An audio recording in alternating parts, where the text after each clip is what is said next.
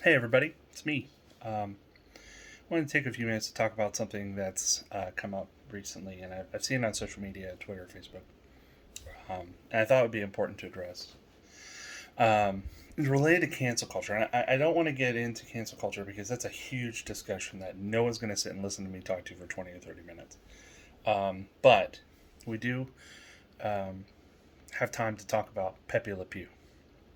Um, so, as many of you may already know, Warner Brothers is creating a sequel to the '90s movie Space Jam, um, a movie in which Michael Jordan um, teams with our favorite Looney Tunes characters to play against a stacked basketball team that is made of animated characters that are actually the captured essence of other great basketball stars from the period. So, um,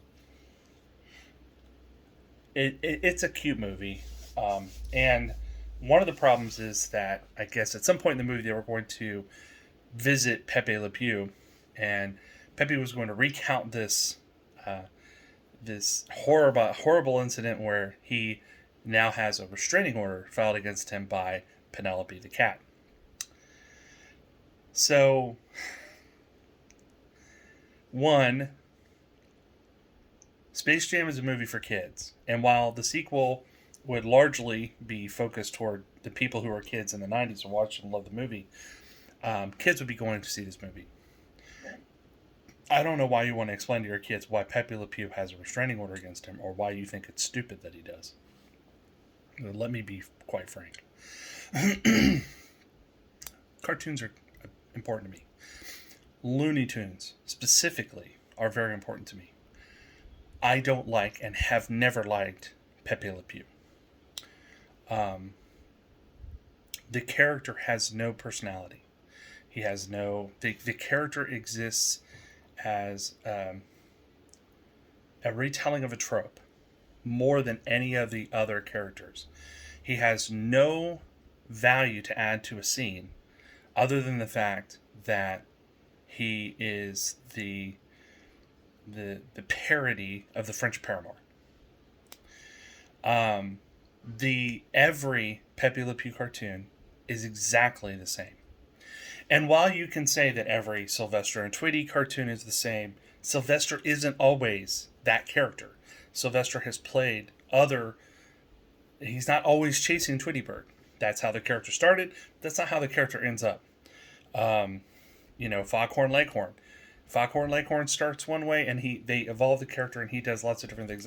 And while him and his repartee with the dog is present in nearly every cartoon Foghorn Leghorn's in, the circumstances around their interactions usually change.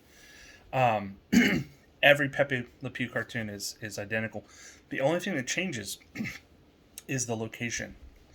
Um, here's part of the problem. The the character exhibits behavior that was acceptable and even encouraged in the 40s and 50s. Pepe Le Pew premiered, his first cartoon was in 1945, which means that it was a short that would have been seen ahead of a Warner Brothers movie. So, geared toward adults. It was common practice in that period of time for men to find a woman they want and just go after her and keep the persistence up. And it was common practice for women at the time to play coy and to encourage the chase, as it were. And I'm saying this in a tropey way. I wasn't alive in 1945, so I don't know what men and women did. I'm saying it's presented in the media of the time. So the cartoons take that behavior and they exacerbate it. Pepe, well, it always begins with you have Pepe who's just lovelorn and no one wants him because he stinks because he's a skunk. Switch to Penelope, who is a tuxedo cat, black body, white face. And at some point in her day, now it's important to note that Penelope is presented as a cat. She's not anthropomorphic at all. She walks on 4 feet. She occasionally presents anthropomorphic qualities, but is typically cat mode all the time. never speaks, meows and purrs, is definitely feline in behavior. At some point in Penelope's day, something happens that causes her to end up with a white stripe down her back, and thus the quandary. Now, I've heard a lot of, he just thinks she's a skunk and he's trying to make friends with the skunk, and it's not that simple, guys. It really isn't. One, I don't care if she's a skunk or not. That's irrelevant to the process. She's just trying to get away from him because she doesn't want to be with the skunk. No, he won't take no for an answer. Don't you see how that's problematic? And it's not just that he won't take no for an answer. He is physically asserting himself consistently. And yeah, it's a cartoon, but let me proffer you this. We know, any of us who grew up in the 80s know that cartoon activities are reflections of popular culture. Cartoon violence does not beget real life violence. What it does is it makes it funny. Keeping in mind that the cartoons were originally meant for adults, not impressionable children, adults whose ideas of the world had already been formed. When they took these cartoons and they started presenting them to children, I believe, in my heart of hearts, and I don't know have a lot of data to back this up, but I believe this in my heart of hearts. It doesn't create the behavior, it desensitizes you to the behavior. So you have this scenario where things are violent, and suddenly we become desensitized to violence, so it doesn't matter to us. We think it's funny. It presents assault, physical assault, sexual assault in a funny way, in a way that makes us laugh at it, in a way that's cartoonish and buffoonish. And it desensitizes us to it when we see it happen in real life. Oh, boys will be boys. Oh, he's just doing what skunks do. Whatever. No. I support Warner Brothers' decision to remove Pepe from the cartoon because, quite frankly, no one should have to explain to their kid why Penelope has a restraining order against Pepe Le Pew. Because he won't stop stalking her. He stalks her. There's no other word for it. And it's funny because he just appears. It's a cartoon. He could just be there. But he's stalking her. He won't leave her alone. She can't say no. Her body language is all, no, no, no, get the fuck off of me. And he still persists because there was a belief that if women dressed a certain way, and this is still happening, women dress a certain way, women acted a certain way, that they wanted it. You just had to coax it out of them. That behavior is so damaging and so wrong. And if you don't see that, then you don't have a daughter. Because let me tell you right now, the idea of someone doing this to my daughter, even not in a cartoonish way, at all, I see red.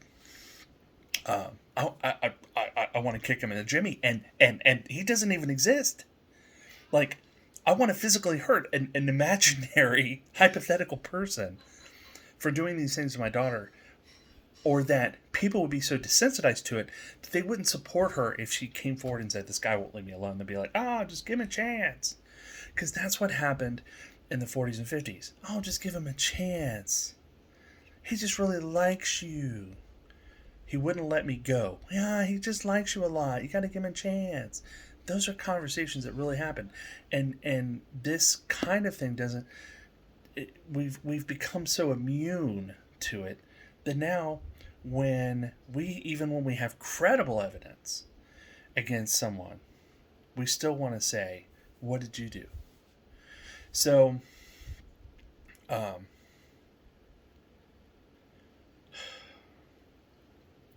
should have opened this with the trigger warning. I'll post the trigger warning when I post it. I want you to understand that it's important that this happened.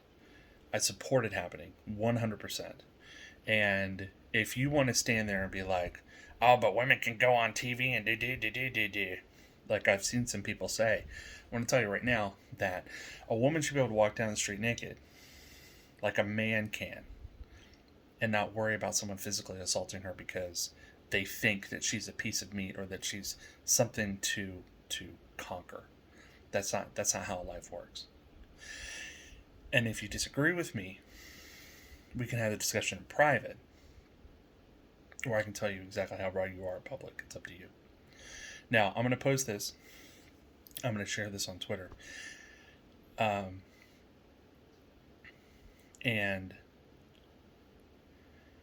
I want you to be respectful of the people in the comments. If you're not respectful, I will just cut you out. I'll block you. This isn't really open for discussion.